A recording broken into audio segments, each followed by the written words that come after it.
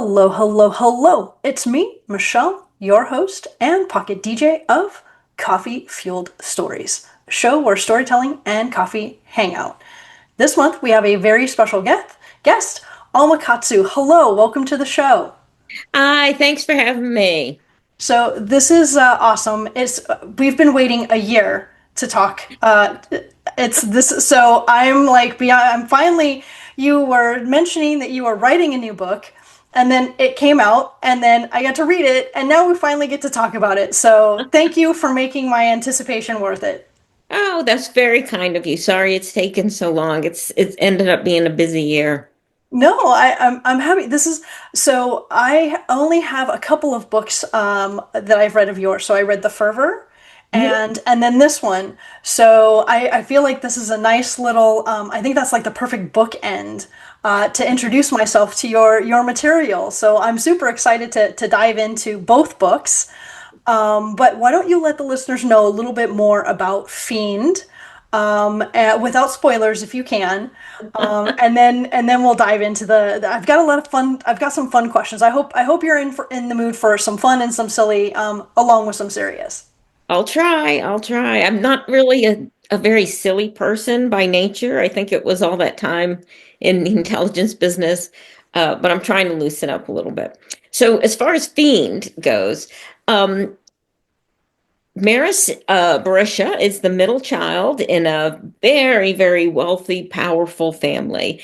And she's decided that she's probably the best one to take over as the CEO of the family business and to be head of the clan, head of the family. She just feels that her brother Darden is too soft and, too nice, really. He doesn't have that killer instinct. So when she sets out to try to convince her father of this and to make her the heir, she kicks off a whole string of events that rapidly go downhill. Complicating this whole thing is that the family is rumored to have some kind of special power. I mean, it's almost like someone is looking over them for the entire 1,000 years of their reign. But we don't believe in that sort of thing these days. We don't believe in, superstitions like that. Um, so that's it in a nutshell, and we just go from there. Awesome. So I'm going to ask you some questions about Fiend and some of the characters about Fiend. Okay. So in chapter 4, you mention that Maris and Darden are drinking coffee. I'm going to ask you a lot of coffee questions, Okay. just FYI, being that coffee field stories. Um, Sure. what kind of coffee do you think they're drinking, Maris and Darden? Oh, wow. I didn't really think of it. I assume it's some kind of, fancy, expensive brew, whatever the latest trend is for coffee. I guess it's not cold brew anymore. There's probably something more trendy than that. Maris would definitely be the kind to maybe have it be a little, extra girly, but she wouldn't tell anybody. I think Darden would be a little less likely for it to be too frou-frou, but it would still be, sort of outrageous. I love that. So I don't know if you know this. So this is a little bit of trivia from the Fervor to this one. I read the Fervor online, so I had the electronic version, so I was able to do a copy or not copy, but a control find, and I you're not going to believe this, or maybe you do. I don't know. So my questions are coming after this. You mentioned coffee in every single chapter of the Fervor. I don't know if you know that. Really? No, I did not know that. I did. I checked and literally I took notes on it. And so you mentioned it in every single chapter, and in this one, Fiend, you only mentioned coffee twice. Oh. That's so funny. I'm going to have to go back and look for it in the fervor now. So, how much did you drink the same amount of coffee when you were writing these, or did you drink more for the fervor? I don't mean to disappoint you, but I'm actually not a huge coffee drinker because I'm old and you can only handle so much caffeine as you get older. So, yeah, I can just have one cup a day and it's like a small cup. Okay, do you drink tea? Do you prefer like more of a decaf tea or something like that, or? Well, that would be sensible, wouldn't it? I do drink tea. I prefer like a really strong tea, but again, 1 cup a One day. cup. Makes Yeah. sense. Makes sense. So, something that you mentioned in Fiend that I didn't know about, and so I wanted to ask you about it, but we don't have to spend a lot of time on it. You mentioned the Pinkertons bashed activists. Yes. So No, it's not like, yeah, the Pinkertons didn't have, they're not always the good guys. I I'm mean, they had, shocked. yeah. Really? Are you shocked? Yes, I Yeah. love the Pinkertons. I think their story is great. They were the first ones to hire women, make them detectives. Right. Well, there's always good and bad in everything, right? So, but they're for hire security force. Yeah. So they're gonna do what their patrons ask them to do. Well, Yeah.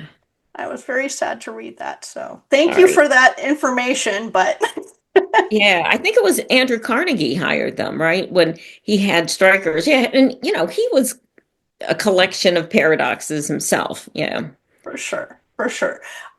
You mentioned martinis, and so I'm going to ask you, gin martini or vodka martini? Either, but I don't drink them very often because they're so strong. I don't either. I've never actually had a gin martini, so Oh, I guess I would have to try it. I only know vodka martini. That's what my mom drank, and she, had her little olives in it, and it was usually more vodka than water, but whatever. sure, Uh, absolutely. that was her preference. So you mentioned in chapter 8, there's a helicopter scene. Hmm. Do you like to fly helicopters? Have you been in helicopters, or do I've they? never been in a helicopter. Oh my goodness. Oh my goodness. So, okay, listen, we need to get you on a helicopter ride. I highly, highly Uh-oh. recommend it. I used to fly helicopters for fun. I thought For I wanted to fun. be, well, I thought I wanted to be a flight instructor. So I started training to be a flight instructor. And you're never gonna, literally, it came down to the driving test. I spent a year and a half flying and training, and I ran out of money. I ran out of, Well, that so. I can believe. It's not cheap. It's not. It's not. But if you get a chance, I highly recommend it. Flying over Hawaii Oh, is an amazing experience. I recommend that as well. never mind. Excellent. So, a couple of things. You use Albania as your source for your, I'm just going to call it folklore. Can we say folklores? Is that Sure. safe? But you also mention a couple of things that these are more Greek oriented, I believe. Well, for sure the Minotaur is. Mhm. So I wanted to tap into a couple of questions. Why Albania? And then we're going to tap into, I have a couple of Greek questions to piggyback off of that. Okay. Well, I'm not much of an expert on Greece, so we'll just see. I mean, that's that area, right? There's a little bit Correct. of a cultural melting pot thing going on. Macedonia. I get asked all the time about the Albanian thing. Why am I picking on Albanians? And I'm not picking on Albanians, but back in the Balkans War, which was in the 90s, yeah, I did work that target for a while, and I had the opportunity to work with some ethnic Albanians who were brought in for their linguistic skills. And I enjoyed working with them, but they are not easy people to work with. And they had that reputation. Plus, we were in a office with mostly Serbo-Croatian speakers, and it became very evident, what the pecking order is in the area. All geographic regions have their, competitions and all that sort of thing. But the Albanians in the Balkans are really sort of looked upon as, they get treated the worst, I guess I would put it that way. And like I said, they're wonderful people, but they're not easy to work with. And that's when I found out that Albania is the home of the blood feud. And boy, could I believe it. So I always file that away in the back of my mind. Someday I'm going to use that in a story. And today was the day. The interesting thing, though, is when you think about it, the family has its origins in Albania, but it's not like they all come from Albania now. They are a very sophisticated, worldly family. They're world citizens. They live in Manhattan, the upper spheres of the elite. but it's that linkage to the sort of superstition of the old country, right? That runs through them. For So, sh- yeah, that's where that comes from. Very cool. As you were talking, it reminded me. I don't know if you've read *The Tiger's Wife* by Taya Obrecht. I started it, but I didn't finish it. She kind of, it's a make believe. The place that she creates is, but it's supposed to be same thing, the Balkans, and it's that time of war, the blood feud, things of that nature. Oh, Um, I have to finish the uh, book. It's around here somewhere.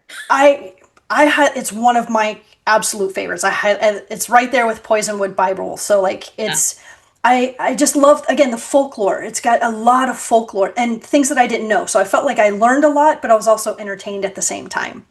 Ah, well, Uh, thanks for reminding me. I should go back to it. Excellent. So since we're still talking about that Macedonia area, that general area, in the story you mentioned, and I apologize if I mispronounce this, but so baklava, obviously I've got that one, but you mentioned this pastry, I've never heard of it, trigona panoramimatatos, something like that. And Right. oh my God, that sounds absolutely amazing. Have you had this? What is this? No, I'm sorry. That was a piece of research. I was just trying to look up like what's a likely pastry that he's had, that might have some of that old country flavor in it and, just threw it in there. I'm sorry. This is not one that has It's a okay. basis in my real life. Yeah. It's okay. I was stationed in Turkey, so Ah, I was over by. So if you're looking at Turkey, I was over by Syria. I was 2 hours north okay. of the Syrian border, and so we lived off of borek and baklava, and I mean I immersed Nice. myself in their food. I got excited when I something new with phyllo dough. I hadn't experienced that one before. So since we're still in the region, you mentioned the Minotaur. Yeah. Now, I don't know. I'm a Taurus. I don't know what your sign is. Do you know what your sign is? Sagittarius. Okay, so also a mythical creature. I don't know about you, but I think the Minotaur gets a bad rap, and I think his story is so tragic because A very he didn't ask to be born like that. He didn't ask for that life. So I wanted to ask you, what is your take on the Minotaur? Well, you're right. I think it's a tragic story too. It was his origins that was just sort of fascinating to me when I found out what they really meant about, the king's wife loving a bull. And it just seemed like it's weird because, as kids we get exposed to all those stories and and yet we're left alone for the most part. I don't think anyone today explains to a 7-year old what's really meant by that myth. It just struck me as one of those mysteries you hear about as a child that might carry forward. But the myth of the Minotaur itself, the other day I heard someone calling it Minotaur. I forget where that was, but I know. I mean, King Minos, Crete, Right. That like, might I be mean, where they got it from. I guess, Yeah. I don't know, but But yes, I've always said I've, Minotaur. I don't know. I've always heard it as Minotaur. Anyway, but it's just a fascinating story. Yeah, And yeah. I wanted to find, I was hoping to be validated that somebody else would feel sorry for the poor Minotaur. So thank you for validating that. Oh yeah. Did you see the TV show Chaos? I think it came on last year. It had Jeff Goldblum. It was like a modernist retelling of, the whole Mount Olympus myth and all the Greek gods and stuff. And they had the character of the Minotaur in that too, Oh, I'm which gonna have to was check that out. interesting. And I think he was a pretty sympathetic character. Very cool, very But cool. it got canceled. It really was very good, but I could see where it might have been a little over the head of the average TV audience. Yeah. I'll look for it nonetheless. So thank you for that recommendation. Jeff, you said the magic word, Jeff Goldblum. So I was like, Right. okay, I'm in. How bad could it be? Right. Right, right. So if you were to be any of the characters from Fiend, Zeph, Olga, Nora, Maris, or Darden, who would it be? Oh, I wouldn't want to be any of them, honestly. And that kind of gets to the central thing I think that readers are going to have to deal with when they read the story. It's not a a cozy story, right? It's not meant to give you characters to root for and to be heartwarming and all that.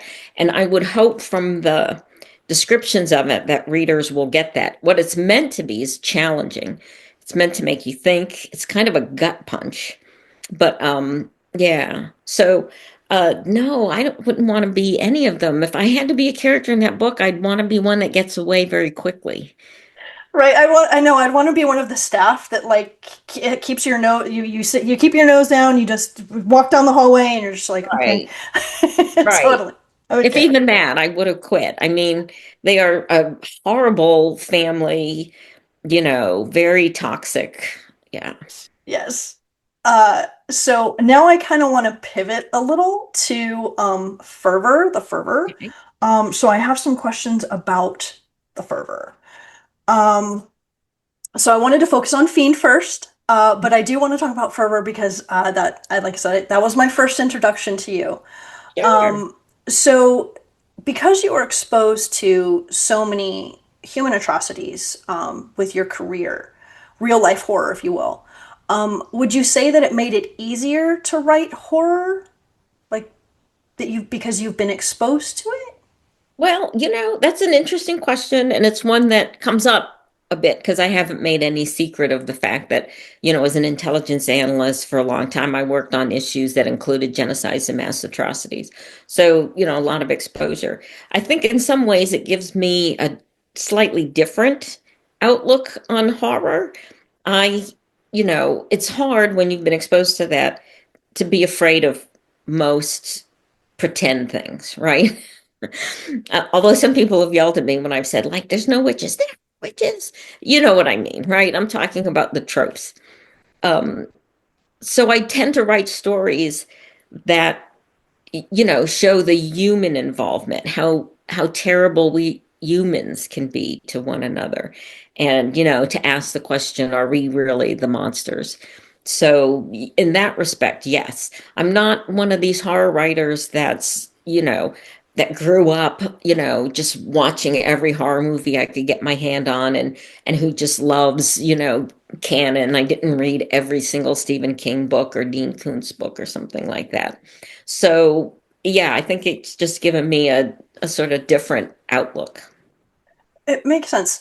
One of the things that I was thinking was, now you started out as a journalist, right? You did journalism before Even you. before I went to work for the government. Yep. So the question is, you went from journalism to intelligence to horror novels. So I was going to say, tell us about that path, but I just mostly, for me, I had that thread in my head how you started out as journalism, then you went to intelligence, and then you went to horror novels. So that's a very interesting writing path. Right. It does come up. So, yeah, I mean, I started as a journalist when I was still in high school. I was hired on as a stringer for the newspaper in my area, which was actually a very big newspaper for being a local newspaper. And then I went to college. I did not major in journalism. I majored in writing and literature. But I had the opportunity, once I graduated, had the opportunity to go into intelligence. So I did, just thinking, I wanted to be a novelist. But at that time, it wasn't apparent how one becomes a novelist, right? I mean, I studied it in college, but still it wasn't like today. You couldn't Google writers and find out, how they did it and all this stuff. So everyone would say, you can't be a novelist. In order to be a novelist, you have to have life experiences. You have to know something of life. And here I was, this fresh out of college kid, and it was different back then than it is now. Anyway, so when I got the opportunity to go work, and that was it for the National Security Agency at first, I thought, well, this will be a way of me getting these interesting life experiences. And I didn't think I'd stay, but I ended up having a whole career in intelligence. Back then, they were very restrictive on what you could do. If you had a clearance, they really didn't want you doing anything else, especially if it had to do with communication, right? Even if what you were writing had nothing to do with intelligence or what you did in your role in intelligence, they really didn't want you to do it. So I was still writing then, but I ended up stepping away from writing for a long time. And it wasn't until I hit 40 that I decided, I'd like to try to really master writing. What I did in my 20s was not that serious, right? Now I knew after all that time in the intelligence business how hard you really had to work in order to master something. So that was my goal. But at the end of 10 years, I ended up selling my first book. So I was 50. I wasn't out of intelligence yet. And that was actually not horror. That was more in the fantasy realm back then when it was a little more popular. And, but it was sort of the particular area, genre that I was writing in, sort of was on its way out. So then later I transitioned to horror, but I also write spy stories too. So okay, so that's my next question. Oh, So okay. I kind of have I was trying to keep things. My notes look like they're all over the place, so I'm trying to keep myself somewhat organized here while we talk. That's one of the other questions. Do you gravitate more towards the spy? So the question is spy, writing romance, cozy, thriller, or horror. Are you referring to The Taker? Was it The Taker that you were talking about earlier? Yeah, The Taker is my very first book, and it ended up being a trilogy. And it sort of falls in that, at the time, what was very popular, this sort of dark, almost paranormal romance, but it was not a paranormal romance. I have to explain all the time. It was very dark, and it had what you might call romance in it, but it was really sort of a cautionary tale. We won't go there. Anyway, very different from the books I write now. Um, Again, interesting question. The thing is I think of myself as a writer first and not so much a genre writer. So when I was an undergrad and then a grad student, um, at the time, you really trained to be a literary author. You didn't go to grad school to become a genre writer, although that's possible now. Right. So that's where my head always goes. As a writer, this is how I learned to write. It's very character driven. There's things that I will pay attention to that are not, and when I write in a genre, so for instance, spy novels or horror novels, genres are known for having conventions, things that readers expect from it. It's often, especially in thrillers like spy thrillers, they're often plot driven as opposed to character driven. But I write character driven stories, and I try to have high concept plots. Um, but what that ends up meaning is they don't always read like what a genre reader would expect. So to me, it doesn't matter what genre I'm writing in. Having said that, I do find that the spy thrillers are easier for me to write just because I spent almost 40 years in intelligence, right? Including my time back after I retired. I was a consultant back. That's just where my head goes. When something happens, I know exactly what's happening at Langley, how it's falling out. I know how the interagency meetings are going down in DC, all that stuff. Just makes it easier. Um, I hate cliche, so I find horror very challenging to write because I don't want to write just some cliche, whatever, vampire book or werewolf book. Um, yeah, I want it to be challenging and interesting, and that's not always welcome, by the way. But but there it is. So for the most part, they're all the challenge is the same to me. Well, I love that. Thank you. Just so you know, if you wrote a vampire or a werewolf novel, I would be all over it. I would 100%. Yes, Well, I'm thank in. you. I'm 100% in. So I wanted to ask you, since we've got journalism still kind of in there. Fran is a journalist in The Fervor. Mhm. So, and I didn't know this when I didn't realize that you were a journal. I was doing a little bit of Oh, research. So as I was reading it, and journalism is actually my background. So it's oh, interesting. I started out as journalism, then I switched to English, and then same thing. I got my master's in literature. So my path is not by any means like yours, but it just kind of started out, and it started out one way, and it ended up another. Is where I'm going with that. funny how life is. Yeah. Right, right. Uh, Mhm. so I really enjoyed Fran because as a journal that was my first that's what I was writing when I was, first writing at 18, getting involved in the school newspaper. So my question to you is there a little bit of Fran, or a little bit of you in Fran in that story? Well, I don't know. I mean, it's certainly some experiences I had when I was starting out, like the description of the newsroom and, the corner where the all the old editions are bound into books where you had to look them up, and the teletype machine. Those are all things I experienced at one of the newspapers that I was the biggest newspaper I had ever worked at. They had all that kind of stuff. Um, that kind of thing leads to interesting research issues. For instance, I was remembering the teletype, the wire machine where you get the wire stories off of, and wondering, did they have it back then? And so I had to like do all this research. When did teletype machines start being used in newsrooms and all that sort of stuff? So there's definitely background. Whether Fran herself, I mean, I guess I projected a lot on Fran because I do consider myself a feminist. I was a teenager when the ERA was, you know, um, being debated. Remember having those arguments, remembering how it was hard to get a job. For instance, the very first job I was hired for out of college was at an advertising agency. And that would have been 82, I guess, 81 or 82. I'm starting to forget dates. You know, when did I graduate from undergrad? Um, and women would only entry level positions, women would only be hired as secretaries, whereas men entry level positions, they would be, junior graphic designer or junior copy editor.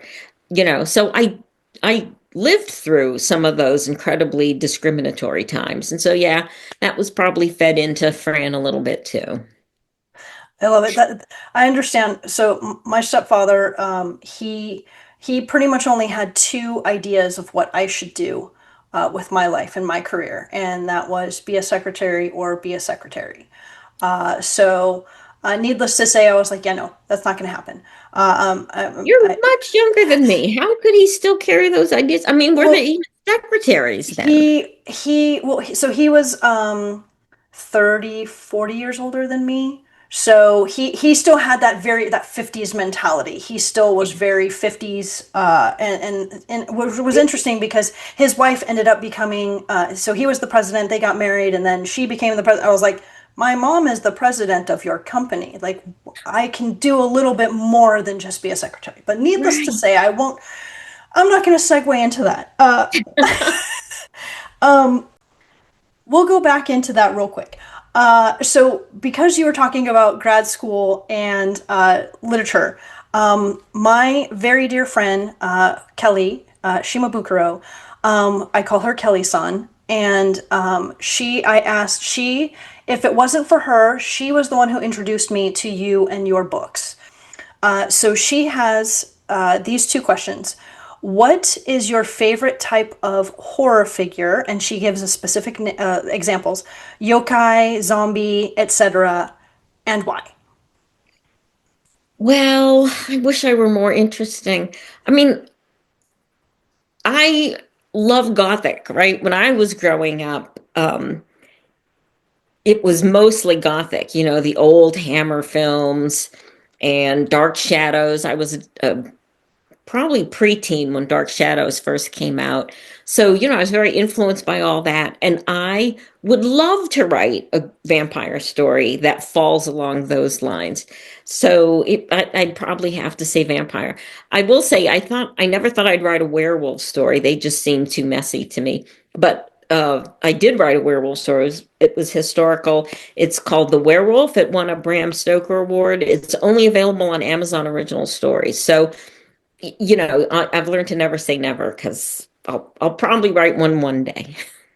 Very cool. Well, like I said, I'm in. I'm 100%. I'm invested in whatever. I'm hooked. You've got it. Like I said, you got to. Oh, thank When I you. read The Fervor, I just really I had so much sickness and anger and frustration. Like, I mean, it really like I just was like I had a lot of feeling about it and very much. So I'm Yes. sorry for doing that to you, but yeah, that's what I was trying to do. Yes, Yeah. exactly. So I was very much moved by it. And then second question, given your work in the intelligence community, it's obviously prepared you for forecasting some of the worst possible outcomes, but has it helped you see where there could be positive ones? Well, yes. I mean, for analysts, especially all source analysts, which is one of the things I did, that's where you take all the different sources of intelligence plus open source information and you evaluate it to come up with an assessment. You're always looking for, well, you're looking for the so what? Like, what is it about this event that means it needs to be raised to the attention of policymakers? What's the significance of an event?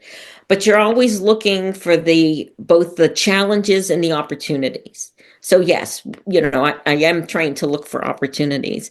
Um, but horror novels usually aren't very happy endings. So so it doesn't come up in my writing maybe as much. I love that. I would like to ask you a few more questions. Um, some are going to be silly and some are going to be serious. Okay. So here's the serious one first. Has there ever been an event in your life that you thought was so interesting that you just absolutely had to put it in one of your books? For example, something that happened while you were at a restaurant or an interaction, something. Was there ever an event in your life that you were just like, I really need to put this in one of my books? Well, that's a great question. I think there's been a lot of them, but of course, now they're all running from my mind. But the biggest one is was for Red Widow. The thing that's at the center, I should back up. Red Widow is my first spy novel. I only have two. That was the first one. And it's about a female case officer, and she gets pulled in on a mole hunt, basically. Um, anyway, the thing that's central to that story, I'm not going to give spoilers, was something that actually happened while I was at CIA. And if I were to tell you what it was, you would recognize it because it was in the news for several years, but it was never publicly associated with CIA. But it was so what the fuck that when it happened, I'm like, oh yeah, if I ever write a spy novel, this is going to be in there. So yeah. Oh, that's interesting because I actually started to read Red Widow first before I picked up The Fervor. Mhm. So I got to the part where she's talking about she's in the office and they give her they clear out an office. So I only got that far. I got like basically I think like two chapters in. Yeah. I wasn't able to. I was like I cannot do three of your books and then four of the other books. I was like I can read a lot, but that's even too much for me. So I was like okay, I'm gonna go with The Fervor because that's the one that my friend highly recommended. Oh, She read The Deep, The Hunger, The Fervor, and she's got Fiend on pre. She's waiting for that one to come out. So had to she is go great. right. Like I said, I was like, okay, which one do I start with? Which one do I start with? So I No started with that worries, one. no worries. So I will go back to that one though. I'm definitely intrigued. So that was the serious question, Okay. and then the three last questions are going to be silly. So Okay. I'm going to be silly with you.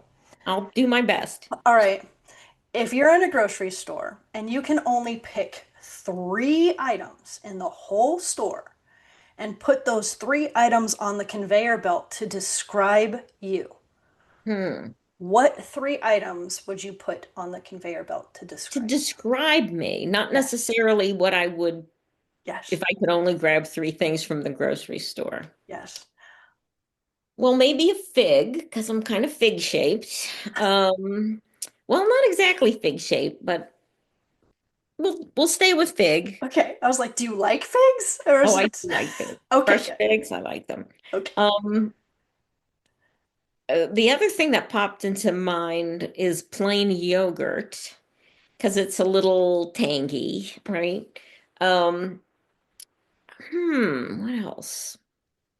That's very Mediterranean. I like it. Fig, It yogurt. is true, isn't it? What else? something that's a little prickly. Is there any foods that are a little prickly? I mean, well, you could go with pineapple. You could go with That's is good. jackfruit. I think jackfruit has the spikes. Um, I've never had a jackfruit, so I couldn't tell you. But yeah, something a little. rambutan. I'm sorry, what was that? Rambutan. I I think don't know what that. rambutan has it's the little spikes. It's a tropical fruit. Um, Let's just say tropical fruit with little spikes. How's that? okay, there you go. There you go. I love it. I love it. Okay, so here we go. A guilty food pleasure. Do you have one? I'm sure more than one. Yeah. The bad thing is that I was recently diagnosed as being diabetic, so I've had to give up like a lot of stuff. Oh Um, no, I'm yeah, sorry. let's see. What would be? I love almond croissants, for instance, a great almond croissant. Kind of, um, I think they're called Napoleons. It's a pastry, it's puff pastry, many layers with like a creme anglaise. And oh, those are so good. And I can't get them anywhere here. I live in the middle of West Virginia, not middle, I live in the middle of nowhere, basically. And that's a pastry. Like pastries like take a long time to master. Like there's a reason that there's pastry chefs. Like it's Right, not just a pastry cook. Like it's a pastry right. chef. Yeah. And final question, pumpkin spice latte. Now I know we had a coffee conversation, but I'm gonna pumpkin spice latte. Do you love them or do you hate them? I think I've only had one in my entire life. And it's not because I hated it. It's just, like I told you, I only have one cup of coffee a day. It's Right. usually at home. So, yeah. But I love pumpkin pie, for instance. I love this time of year, fall and all that kind of stuff. So, definitely a pro, even though I don't drink them that often. Awesome. I love it. Alma, thank you so much for hanging out. Thank you for playing along. I wanted to try to do something a little bit different. I know you do, you know, a lot of interviews and I know that you've been in the intelligence community and so I wanted to do something a little bit different to just kind of shake things up a little bit, if you will. So thank you for playing along and being a good sport. Thank you. It was a lot of fun. Thank you very much. So the way that I wrap up the show is I ask the guests to say my tagline, which is go forth and be magical. Go forth and be magical.